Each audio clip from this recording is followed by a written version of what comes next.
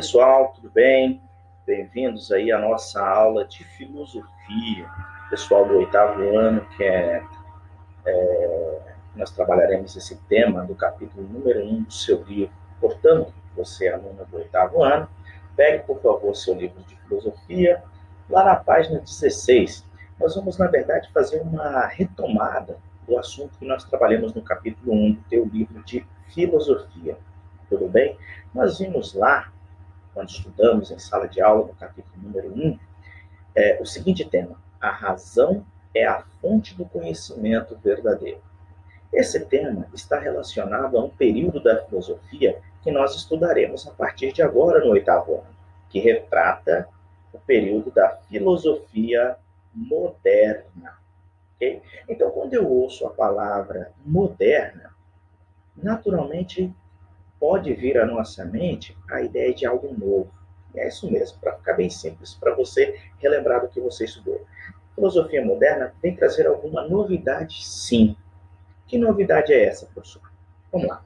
Antes da filosofia moderna, nós estudamos lá no sétimo ano a filosofia que retrata os principais ideais dos pensadores do período medieval. Portanto, o que predominava na filosofia durante o período medieval era o pensamento teocêntrico, ou seja, Deus seria o centro de toda a reflexão filosófica, especialmente a predominância da filosofia cristã na história da filosofia. Agora, quando se rompe com o pensamento medieval, adota-se um novo modo de pensar e encarar a realidade. Que modo é esse, professor? Há uma valorização da razão humana e não uma valorização do pensamento teocêntrico. Portanto, a partir de agora, na filosofia moderna, nós discutiremos as ideias daqueles pensadores que vão partir do princípio de que o ser humano, usando a sua própria capacidade de razão e de conhecimento, ele tem conteúdo e possibilidade de explicar as coisas do mundo e explicar as coisas do dia a dia, as coisas que ocorrem na nossa vida. E usar a razão para quê, professor, desses pensadores do período moderno? Para buscar um conhecimento que possa ser considerado como verdadeiro. Um conhecimento que possa trazer alguma verdade a respeito do mundo que nos cerca. E para discutir esse tema com mais detalhe, nós vamos ter que abordar especialmente aquela mudança que ocorreu ao longo do processo da história da filosofia, do período medieval para o período moderno. Que mudança foi essa, ou que mudanças foram essas? No contexto da Revolução Científica, no século XVII, especialmente alguns físicos adotaram a matemática,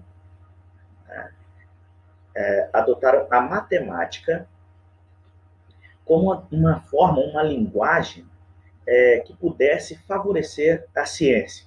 Mas como assim? Por que a matemática acabou se tornando uma espécie de modelo para as ciências? É simples. Por quê? A linguagem matemática, ela traz para nós a clareza e a objetividade, ou seja, suas sentenças possuem significados precisos, também porque ela é universal, ou seja, suas sentenças são válidas em qualquer lugar, toda e qualquer expressão matemática que você estudar aqui vai valer em qualquer lugar que você estiver, e por fim, porque ela é composta de símbolos que simplificam e facilitam a demonstração do que se afirma e do que é dado.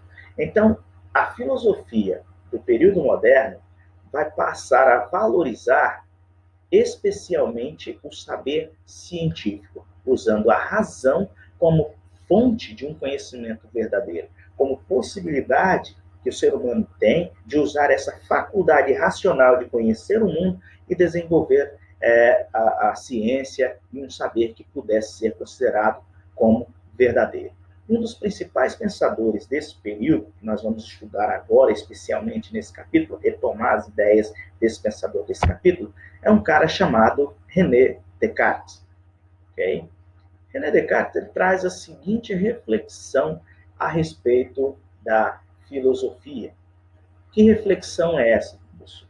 Ele parte do princípio que seria necessário criar um método O que é um método? Um método é como se fosse uma forma para alcançar alguma coisa. Por exemplo, para você fazer um bolo, tem um método para fazer um bolo. E Descartes, então, parte do princípio que é necessário desenvolver um método, tá, com conhecimentos ou usando a capacidade de razão para possibilitar ao ser humano alcançar um conhecimento verdadeiro, um conhecimento seguro. Esse método cartesiano, no caso, ou seja, o método de Descartes, é composto de algumas etapas básicas. Que etapa é essa, professor? O primeiro momento é o da dúvida metódica, ou seja, como ficou conhecido o método cartesiano para se alcançar um conhecimento seguro? Ficou conhecido como dúvida metódica. Isso significa o quê, professor? Que, segundo Descartes, para nós buscarmos alcançar qualquer tipo de conhecimento que possa ser considerado seguro, a primeira coisa que o indivíduo deve fazer é duvidar. Duvidar de tudo aquilo que ele diz conhecer, especialmente duvidar daquelas informações que nós captamos do mundo por meio dos sentidos. Ok? Então, os nossos sentidos nós utilizamos para perceber e conhecer o mundo à nossa volta. Então, nós usamos a visão para conhecer as coisas, a audição, o tato e assim por diante. Ou seja, utilizamos os sentidos como sendo uma das ferramentas que possibilitam que o ser humano conheça o mundo. Mas para Descartes, é necessário tomar muito cuidado. Por quê? Porque os nossos sentidos podem trazer informações limitadas a respeito da realidade. Os nossos sentidos podem nos enganar. Portanto, Descartes, como um verdadeiro filósofo racionalista, parte do princípio de que todo conhecimento que eu digo, ou que eu julgo, que eu afirmo ter, todo conhecimento deve ser submetido a uma dúvida. Será que é verdadeiro tudo isso que eu conheço? Será que é verdade o que eu aprendi? Será que é verdade o conhecimento que eu adquiri por meio dos sentidos? Partindo desse princípio, Descartes chega à seguinte conclusão: ora, se eu sou capaz de duvidar, é porque antes da dúvida eu tive que fazer um outro exercício. Que exercício foi esse? Ora, para você duvidar de alguma coisa, você deve, segundo Descartes, pensar. Como assim, professor? Ora, para que eu possa elaborar algum raciocínio duvidoso ou duvidar de alguma coisa, é necessário pensar. Então, partindo dessa máxima, Descartes chegou à seguinte conclusão: ora, se eu posso duvidar, eu só posso fazer isso porque eu penso. E se eu penso, se eu sou capaz de pensar, eu também existo. Então, parte desse princípio a máxima cartesiana do penso, logo existo. Ou seja, cogito ergo sum. O que é isso, professor? Se eu penso, eu existo. Ah, então quer dizer, eu acho que Descartes não está certo, professor. Por que Descartes não estaria certo? Você pode estar raciocinando do seguinte modo: mas para a gente pensar, a gente não tem que existir antes? Descartes responde essa ideia partindo do seguinte princípio: não. O mundo só passa a fazer sentido para mim, para a minha existência também só faz sentido para o mundo a partir do momento em que eu começo a compreender esse mundo e raciocinar sobre esse mesmo mundo. Então quer dizer que antes da minha existência fazer sentido é necessário desenvolver o pensamento. E se eu penso, eu sou capaz de existir. Essa é a máxima do pensamento cartesiano da dúvida metódica. Mas nesse processo de desenvolver esse conhecimento em busca de um saber verdadeiro, Descartes vai propor as regras para se alcançar esse conhecimento que possa ser considerado como seguro. Então, Descartes vai propor regras para alcançar um conhecimento seguro. Dentre essas regras, apresentada por Descartes, é necessário que o ser humano possa compreender que, a partir do seu pensar, ele pode, atendendo a essas regras de um conhecimento seguro, ele pode alcançar esse conhecimento ou essa verdade partindo do princípio da dúvida. Então, são 4 passos para alcançar esse conhecimento seguro. Ok? Primeiro passo, duvidar. Duvidar sempre. Duvidar de tudo aquilo que você até agora tinha certeza de que era algo verdadeiro. Qual seria o segundo passo, professor? Segundo passo, dividir, decompor para observar tudo aquilo que você julga ser verdadeiro. Terceiro passo, deve-se distinguir, dentro disso que foi dividido, começar a responder, a resolver das coisas mais simples para as mais complexas. E, por fim, você seria capaz de fazer uma análise, uma revisão com enumeração, para quê? Para ter certeza de que tudo que foi analisado detalhadamente, para que não fique dúvida alguma para trás. Então, basicamente, a dúvida no pensamento cartesiano tinha um fundamento. Para que servia essa dúvida? Para buscar um conhecimento que pudesse ser considerado como verdadeiro. Então, Descartes, como um autêntico racionalista, busca trazer a linguagem matemática para o pensamento filosófico. Aplicar a linguagem matemática, que é, claro, objetiva, universal, distinta, para o saber filosófico. Para quê, professor? Para alcançar um conhecimento que pudesse ser considerado como um conhecimento seguro. E para alcançar esse conhecimento seguro, deve-se obedecer, segundo o pensamento cartesiano, essas 4 regrinhas básicas. Duvidar, okay? Só tomar como verdadeiro o que se apresenta à mente de forma clara e evidente e que não possa gerar nenhum tipo de dúvida. Depois, quando houver alguma dificuldade no conhecimento, deve-se analisá-la, isto é, decompô-la, para, observando os seus elementos simples, claros e distintos, resolver o problema. Depois, deve-se seguir uma ordem de compreensão no processo do pensamento, dos mais simples aos mais complexos, para alcançar um conhecimento mais claro. E, por fim, deve-se fazer revisões e enumerações completas, para se ter certeza de que tudo foi corretamente analisado e considerado, para não ficar nenhum conhecimento para trás, nenhuma dúvida em relação ao que foi dito. E para finalizar, ainda dentro do pensamento cartesiano, é necessário considerar a visão dualista de Descartes a respeito da realidade. Descartes afirmou que toda a realidade que nós temos aqui, ela é composta por 3 substâncias, vai chamar de substância. O que seria isso, professor?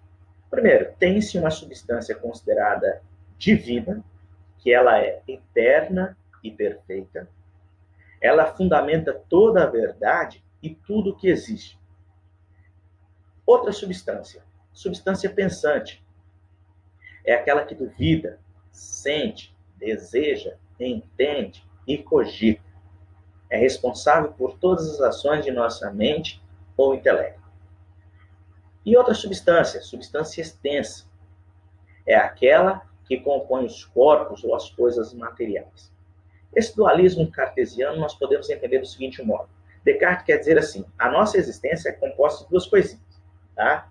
Tem a nossa parte física, a parte extensa, material, e a nossa parte pensante, que ele vai chamar de res cogitans, ou seja, a parte pensante, res extensa, a parte física.